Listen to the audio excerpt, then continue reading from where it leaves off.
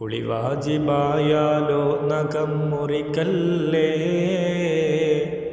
അതുപോലെ തന്നൊരു രോമവും പൊഴിക്കല്ലേ.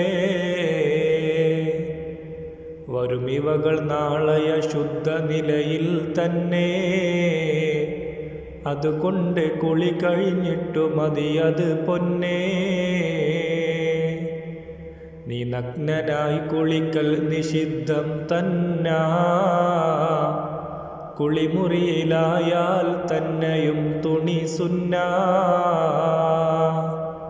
ജനാബത്തൊരു ദിനം അഹ്മദ് ഇബ്നു ഹംബലിൽ ഉണ്ടായ നേരം ചെന്നു കുളിക്കാൻ ദിജ്ലയിൽ.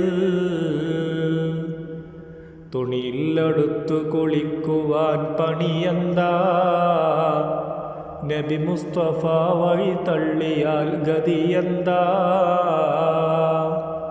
ഉടുപ്പും ധരിച്ച് കുളിക്കുവാനിറങ്ങുന്നേ, ഉരിഞ്ഞൊന്ന് മാറ്റാനില്ലടോ കറങ്ങുന്നേ. വിഷമിച്ചു താനിരുന്നിട്ടതാ മയങ്ങുന്നേ, സൂര്യോദയത്താൽ തൻ ഖമീസുണങ്ങുന്നേ. മയക്കം ഇടയ്ക്ക് നബിയുനാ വിളിക്കുന്നേ, ഏ അഹ്മദേ എന്നിട്ടതാ പറയുന്നേ.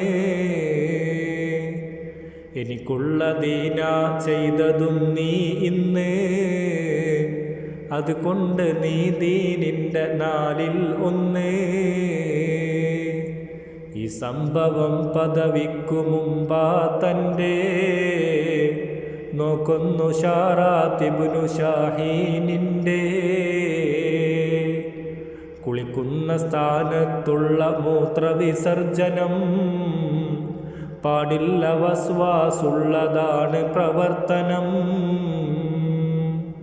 ശരിയല്ല രാത്രിയിൽ നഗ്നനായി കുളിക്കുന്നതും, അതിനാൽ ഭ്രാന്തുവരാം ഹദീസിൽ വന്നിതും. സിറാജുൽ മുനീറിൽ ഉണ്ടിതും 334 നോക്ക് ശ്രദ്ധയുമേറ്റി.